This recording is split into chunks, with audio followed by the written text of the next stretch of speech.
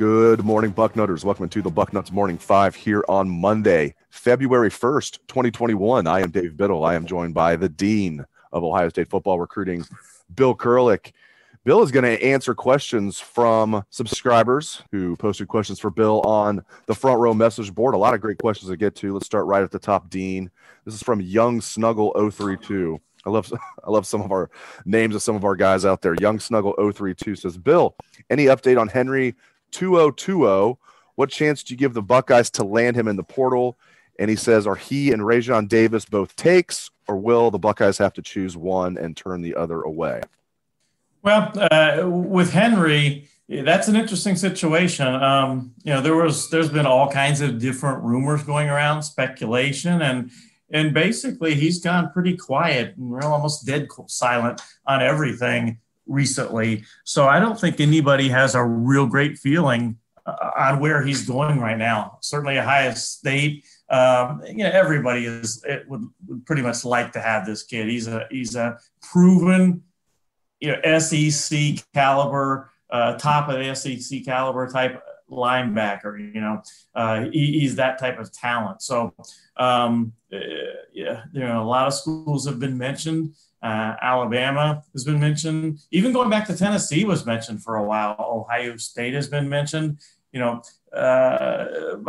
feeling right now is that if I had to pick the field versus Ohio State, I would pick the field. But again, he's gone almost totally silent on everything. So I don't know of anyone that I've talked to a number of people on this that really has a definitive answer as to where he's going. And he didn't ask specifically about where Rajon Davis is going to end up. He just asked you if there's going to be room for both of them. Touch on that, if the Buckeyes got lucky enough where they could get both 2020 and Rajon Davis, would there be room to take both of them? And what are you hearing about Rajon Davis? I know we have other questioners that are going to ask you about that, but we'll just get to that right now. What are you hearing about Rajon Davis? Well, those two are so talented, Henry and Davis. It's hard for me to imagine turning either one of those guys away, especially when in the case of Henry, the feeling is he's only going to be at whatever school he picks for one season, and then he'll head off to the NFL. So, and right now, nobody knows exactly what the scholarship numbers are going to be for next season. The NCAA hasn't come out and made any definite announcement on that at all, like a number of other things for that matter. Now, as far as Raesjon Davis, I have felt going into his visit to Ohio State that he would likely end up at USC, but I didn't have a strong enough feeling on that to make a crystal ball pick for him to USC because I knew he still wanted to visit Ohio State. Back around the time of the Ohio State-Michigan game, it wasn't really put out there much, but I did write that he wanted to visit Ohio State for that Ohio State-Michigan game and kind of see the atmosphere in Columbus and around campus and all that type of thing. Of course, he could make an official visit, but he wanted to do the visit thing where you can at least get a feel for the city and get on campus on your own and all that type of thing. That visit didn't happen because, as we know, the Ohio State-Michigan game was canceled. But because of that, I didn't feel comfortable enough to put in a pick to USC for him. I still don't, for that matter. It's really right now somewhat of a mystery of what he's going to do. Is he going to stay close to home and go to USC, or is he going to come to Ohio State? What has made things very interesting and hard to say is that he did make the visit to Ohio State recently with his parents, and it did go very well. To me, it really comes down, and I'm not sure that he has made a final decision on things, even though he is going to announce at 11:30 Eastern time on Wednesday where he's going. I think he's still thinking through things. Does he want to stay close to home and go to USC? And that's where a lot of the guys from his school end up going. Or does he want to go where arguably, you've got the top program or one of the top 2 or 3 programs in the country with tremendous development, a tremendous track record from this staff, of developing guys for the NFL, does he want to go to that direction? And right now, Dave, I don't know which way he's going to go well enough to put a crystal ball pick in just yet. I love that we have drama on signing day. It feels like old school signing day, even though really early signing day has now taken most of the luster off of what's now late signing day. It feels like old signing day. Big time prospect, about a 50-50 chance. Insiders don't know where he's going to go. Either school, might have reason to feel good. Both schools could be worried for also the same reason that he could go to the opponent. But I love that we have some signing day drama this Wednesday, 2 days away. All right, next question. This comes from Fox R 2001. Bill, who is our must-get recruit for 2022, and what position group is our biggest need for 2022? Well, Quinn Ewers, the one they already have. Well, he means other than the guys they've landed. Yeah, go ahead. Yeah, I'm just kind of joking on that, but he's the guy that when you're the number one prospect in the country, and you play the position that's most important on the field, that's the guy. And going back to that, Dave, my gosh, what a great job that Corey Dennis did on that recruitment. And that was Corey Dennis leading the charge on that. That was just a spectacular job, spectacular get for Corey Dennis, Ryan Day, and the whole staff. So you don't get any better than that. And by the way, before, there'd been speculation about the coaching change at Texas and all. I continue to think Quinn Ewers will sign with Ohio State. He's committed, and I think that he will sign with the Buckeyes. Now, as far as the remaining the uncommitted must-get type guys, I'm going to put one out that maybe not a lot of people are going to think of right off the top of their head, but and it's going to go along with the position of need. I think the biggest position of need right now would be offensive line and elite talent on the offensive line. So for that reason, I'm going to go with Keontae Goodwin, the offensive tackle from Indiana. He is a tremendous prospect. He's not the top 5 or 10 prospect overall in the country right now, but Ohio State really, really likes this guy. And so do a lot of other schools. He's a tremendous talent. He's the kind of guy that can be an impact offensive tackle. And Ohio State is going to be losing some people. Thayer Munford came back, but he's only going to be here next season in Columbus. After that, Nicholas Petit-Frere, he's going to be soon headed off to the NFL. Paris Johnson is going to be a great player for Ohio State, but offensive tackle is important. And a Goodwin is a guy that Ohio State has a very, very realistic chance at landing, and I'll go with him as a must-get guy. I like it. All right, next question. I'm going to paraphrase this one. This is from Anon 5220803. First of all, he sings your praises, so appreciate that. Basically, he wants to know, with Larry Johnson being so great and being so well respected, why are 5-star defensive linemen not beating down the door to play for Larry Johnson? Well, I think it's a cyclical thing. It's not easy to every single year land 5-star after 5-star. That's not an easy thing to do because the room, so to speak, gets filled up. And Ohio State has had a strong defensive line room. Now, having said that, Larry Johnson certainly has landed his share of great defensive linemen. And then he also has landed some guys that he has turned into great defensive linemen. Zach Harrison, for instance, when you talk about landing great defensive linemen, he was the 5-star guy, a top 5 guy nationally. And at one point he was looking like he would go to Michigan. At one point, Penn State, and Larry Johnson landed him. Jack Sawyer, he was the number one guy that Ohio State had to get for the 2021 class, and Larry Johnson got him. So I think the track record is there, and I think when you look at the 2022 class, that's a place that Larry Johnson, I think, is going to recruit pretty well when all is said and done on the defensive line. Okay, next question comes from Geodit. Hope I'm pronouncing that right. He's been a longtime member. Geoditt. Bill, do you feel as if Jair Brown will decommit? Jair Brown, he's been a bit shaky of late, says Geodit.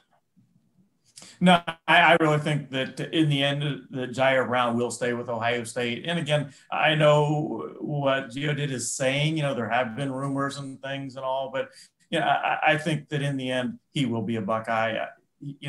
If I had a worry meter, I would not have the worry meter. It wouldn't be something that would keep me up at night in regards to Jair Brown. Next question from Euclid Buck004. Bill, tell us what you think of Matt Barnes, the recruiter, and how he relates to recruits. I think Matt Barnes is a developing recruiter, so to speak. I don't think that was one of his main, I guess you'd say, points of emphasis initially at Ohio State. Certainly every Ohio State coach is going to recruit and going to be expected to recruit. But, some are given, I guess you'd say, higher priority territories and along those lines. I think initially Matt Barnes, that wasn't necessarily something that was at the very top for him. But I think now, I think you're going to see his reach extended, and I think he'll do a good job. There's the number of kids that have mentioned, they're very impressed with the way that Matt Barnes is recruiting them. They've mentioned that to me, and I think he's going to do a good job for Ohio State. Next question is from PAYTES 38. I'm done trying to pronounce names. I hate when I mispronounce names. PAYTES 38. Hey, Bill, I hope you're enjoying the new grandbaby. Congrats on that, by the way, my friend. I've congratulated you privately, but that's awesome that you're now a grandparent for the second time and your first grandson. So congratulations to you on that. Back to PAYTES 38's question. What are the chances we get Tuimoloau and Davis? We've already talked about Davis. So just focus on JTT, if you would, Bill. What are the chances the Buckeyes get JTT? We're going back real quick. The grandson is now about a week and a half old, in doing well. Went over this past weekend and saw him. My son and his wife live only 12 minutes away, so that makes it even better to have a grandson that is only 12 minutes away. So that is awesome. Thanks for mentioning that. But as far as JT Tuleys, I have said for some time that I don't think, and I haven't thought that we're going to have a decision on National Signing Day or really anytime soon thereafter. And that's what has happened. JT is not going to announce his decision on Wednesday. He's going to play things out. He really would like to make visits. And right now, he's not able to make visits. I have to say that I'm not particularly confident that come April 15th, that when the dead period is extended to right now, that it's going to be lifted. Maybe it'll be a quiet period. I don't know.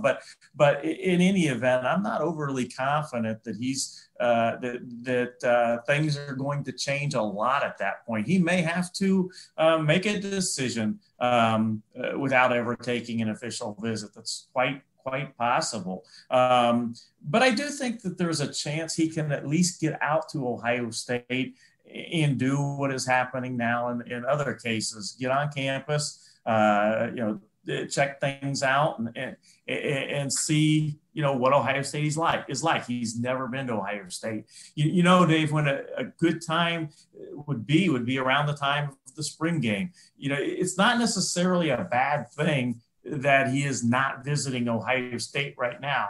Look outside. I don't know about at your place, but at my place, it's snowing, and we got about 5 inches of snow on the ground as is. So that's not necessarily a great time for JT to visit Ohio State. But he's going to wait things out. And maybe he gets to Ohio State around the time of the spring game, for instance. It's going to be very, very likely a whole lot nicer here in Columbus at that point. And if he gets to Ohio State and visits, I really feel good about the Buckeyes' chances. I tend to think they're going to land. I've had a crystal ball to him for Ohio State for a long time. Larry Johnson is the Buckeyes' big card there. He is very impressed with Larry Johnson, likes what Larry Johnson can do for him, knows Larry Johnson's track record of development, and that is very much in Ohio State's favor. But we're going to have to wait things out. He does want to visit Alabama. He has been there, and they're in the running. So we'll see what happens. Yes, over here in the beautiful city of Hilliard, which very few people know was named after Justin Hilliard. Very, very snowy as well. Yeah. Yeah. It's, I think it was a record for Columbus just for the day, not total snowfall period, but, for the specific day, January 31st, I think it was the most snowfall we've ever had in the Columbus area. I think I heard that on the news this morning. I'm going to skip ahead because this guy has a question about JTT as well. Borky wants to know how long it'll drag out for. I think we're looking till, unless something changes, right now we're looking till at least sometime in April. That is what his dad has directly told that to Brandon Huffman, who is our great guy on the West Coast and knows the kids in Washington better than anyone. Right now, it's going to drag out to at least April. And I will say that, when he does make that announcement and his decision, I'm talking about JT Tuimoloau, you can expect one site in particular to have quotes on why he picked that school right away, and that will be Bucknuts in 247 Sports, thanks to Brandon Huffman, who, again, is as good as it gets when it comes to kids in Washington.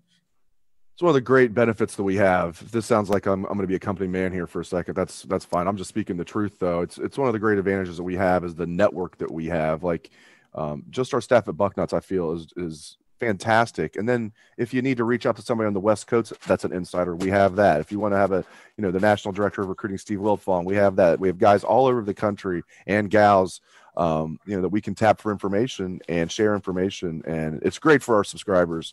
And Brandon does a great job. All right, next question. If you don't mind, I'm going to tackle this question first. I'm going to see if you agree or disagree. This is from Cavs Fan 89, one of our moderators here on Bucknuts. Cavs Fan 89 has been a moderator since he was like 15 years old, I think. I'm not even joking. He might have been 14. All right, over under 0.5 transfers to Ohio State this offseason that will be on scholarship.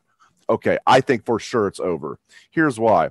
The transfer portal is going to be even more robust than ever this offseason with the new rule. You can just transfer. You don't have to appeal to sit out a year. You don't have to have graduated. It's going to be crazy.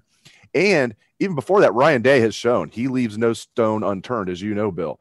And he's done a really good job of it. Gunnar Hoke was, really just depth. But the other three that he's landed, he knocked them out of the park. Justin Fields, Jonah Jackson, who, if people don't know, Jonah Jackson, third-round pick, started every game as a rookie for the Lions this year. And then, of course, Trey Sermon. I don't see any way in this world, Bill, with the current landscape of college football being how it is, and the Buckeyes needing to fill a couple holes, in my opinion, I think they'll get at least one in the portal. I would bet heavy on it. What do you think? I tend to agree, and I agree with everything you said as far as Ryan Day. Doing a great job with that. I mentioned this in my column on Sunday night. It's going to be moving forward almost like the Wild Wild West, as one recruiter told me, because so many kids in the class of 2021, none of them made official visits. And some of them didn't even make an unofficial visit. They never saw the school that they picked before they actually committed. And that's going to cause, can cause kids, to wonder a little bit when they actually get to their school and all. Now, I'll say this. I've talked to some people the kids that are at Ohio State right now, the early enrollee freshmen, and they are loving it. It's been fantastic. And it'll be interesting though today. The football activity started at Ohio State. I mentioned this in my column last night. How I have had freshmen tell me, it's a whole new world when they get to Ohio State. It's a whole new level. And I've had them tell me that just going through all of the stretching that Mick Marotti puts them through and teaches them and all, they're exhausted after just stretching. So it's kind of a new world for them. No matter how good you are in high school, Ohio State is a new level. That's the thing, and that's why Coach Mick is the best in the world at what he does. These guys, it's not like they're coming in out of shape. They're not coming in ready to play at Ohio State shape, but these are young athletes that are in great shape coming into Ohio State. And Coach Mick, that's a great story. Just stretching, they're worn out. I love it. Absolutely love it. All right, next question comes from Karzai. Bill, just going back to Urban's tenure, continuing now with Ryan Day, have you ever heard of a situation where the staff has, quote unquote, ran off someone on scholarship to clear room for a must-take recruit? He's referencing he thinks that happened at LSU a while back. I'm sure that happens, but do you recall a specific time when that happened at Ohio State? No, not at all. Since Ryan Day and has been at Ohio State, and I, coaches, they'll talk to kids too about things. They'll tell them, these are your chances. This is how things look, and you make that decision. And there's nothing wrong with that. Sometimes players just aren't able to play. You find out when you get to a school you aren't able to play there, and you want to play. And it's good to have that discussion to let someone know, hey, it's going to be an uphill battle for you. And maybe if you really want to play, that you're going to need to take a look at a different level. Next question comes from G-Buck. He wants to know what happened with Tanmise Adelaide. He said there was some stuff maybe behind the scenes. Is anything you can reveal regarding that, Dean? Basically, he as he looked at things, he looked at the depth chart and continued to at Ohio State and continued to be recruited by other schools. He felt like his chances were better going elsewhere. Again, we've talked about Larry Johnson and the talent he's brought into Ohio State. There are a lot of great players at Ohio State, and some schools convinced him that, hey, or talked to him about that, if you go to Ohio State, you may be sitting for a little while. And not all kids want to take, necessarily time to be developed and sit for a while. They want to play right away. And in the case of Tanmise, he would continue to be recruited by other schools. They told him that in all likelihood it was going to be tough to get on the field at Ohio State quickly, and he started taking a look around and he decided to go elsewhere. Two more questions to get to. Next question is from Peebles Buck. We've already covered a lot of the recruiting questions he asked, so we'll get to the question about the current team. How many current players for the Buckeyes would you anticipate entering the transfer portal this offseason? So he's not asking for specific names. So I imagine the Buckeyes are going to lose some. What do you think, Bill? How many players do you think they might lose to the portal? Oh, that's hard to say. I haven't really broken down the roster, but moving forward as to who may get to play, who may not get to play, and so on. Just because right now I'm so busy on 2021, finishing up that recruiting class and moving ahead on 2022 and even to 2023. That's my focus right now. But, I think you're right. In this day and age, you cannot expect everyone to stay. Again, more great players are going to come into the program every year, and some guys just aren't going to work out. It's that way at every school. Nobody hits on everybody. Some kids don't work out. So I think, you're looking at least a couple that'll enter the transfer portal, and, we'll go from there. But I think it'll be at least a couple. I agree with you. I'd put the over under at 2.5, and maybe I would take the over on that. Maybe I should put the over under at 3, because I think it's going to be right around there. All right, last question. This is from Ryan D. 1211. Ryan D. 1211. Hello, Bill. Are you hearing anything on who the potential candidates are to replace Greg Madison? I put something about this in my column last night. I don't have specific names, at least that I would want to just throw out, because I don't think that's fair unless you have a really, really good feel for who the person's going to be. But I do think that it'll be someone, as I said last night, with a lot of experience on the defensive side of the ball. I tend to think it will be an older coach, again, with that is very knowledgeable and in depth, just for the overall defensive side of the ball, and I think that's the direction. I know there's been some speculation that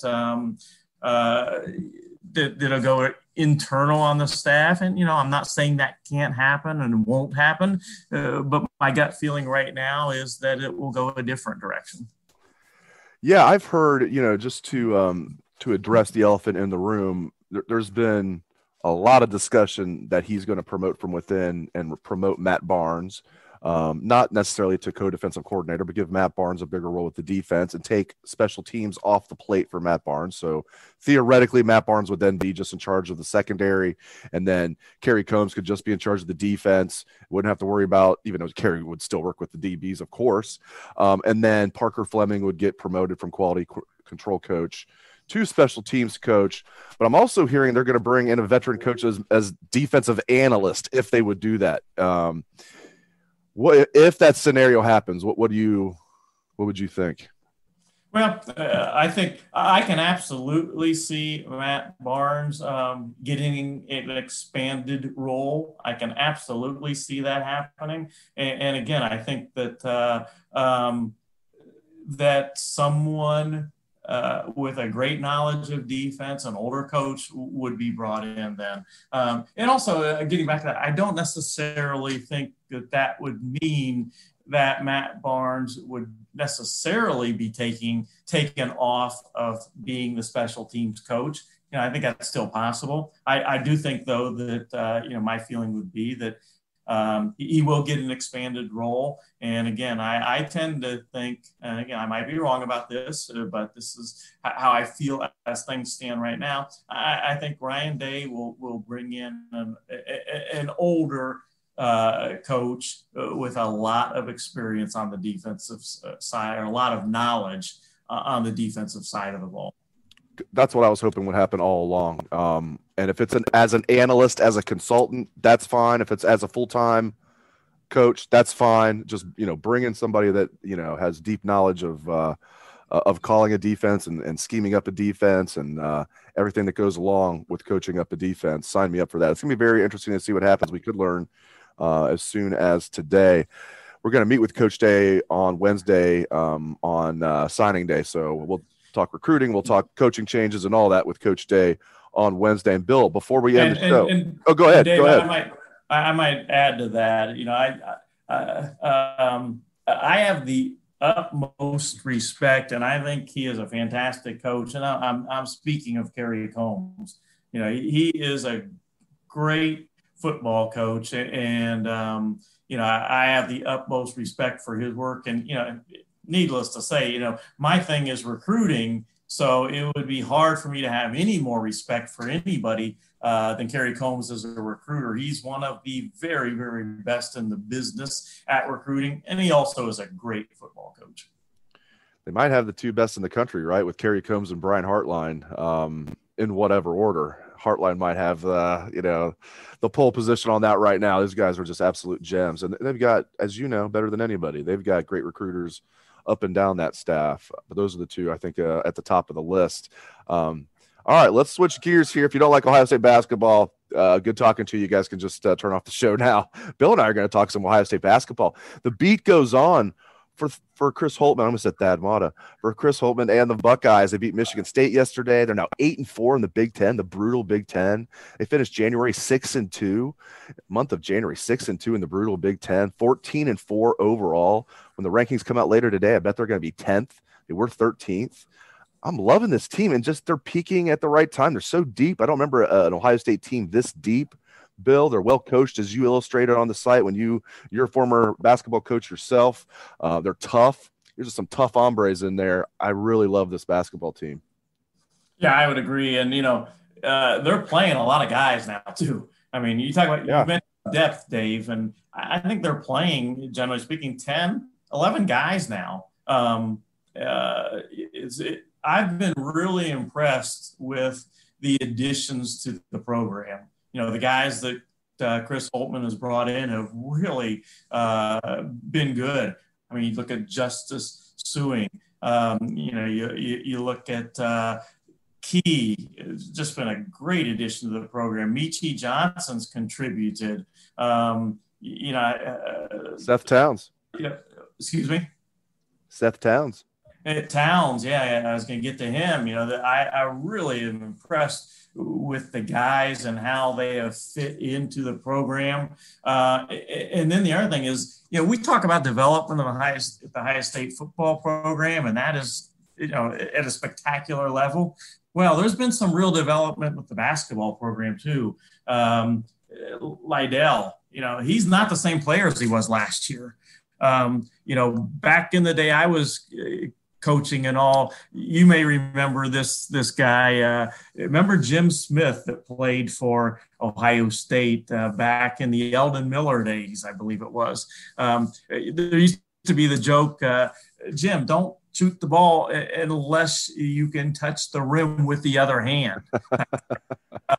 Lydell was not to that level last year, but his range has really improved. If he's in the mid-range jumper area now, I think the ball's going in, and he's starting to get to where he can shoot threes too. Not quite as confident there with him as I'd like to be, but he's getting there. His development has been just outstanding. Kyle Young, I think is really he does the little things for the program. So I think overall, I've been very impressed with Ohio State. I think as Steve Hellwagon posted on the Front Row message board yesterday, they might be looking at a top 10 ranking this week. It's not out of the question. Yeah, I think they will jump into the top 10. That's only 3 spots up, and you beat Penn State, who's on the rise, and then you beat Michigan State, who's the opposite of on the rise, but still they have a lot of respect around the country, and you handle them with ease like the Buckeyes did. Yeah, I think they're going to jump into the top 10 when the rankings come out later today. Great stuff from the Dean of Ohio State football recruiting. He is Bill Kurelic. Thank you very much, Bill, and thank you to all listeners out there for tuning in to the show. I appreciate it. Have a great day, Bucknutters.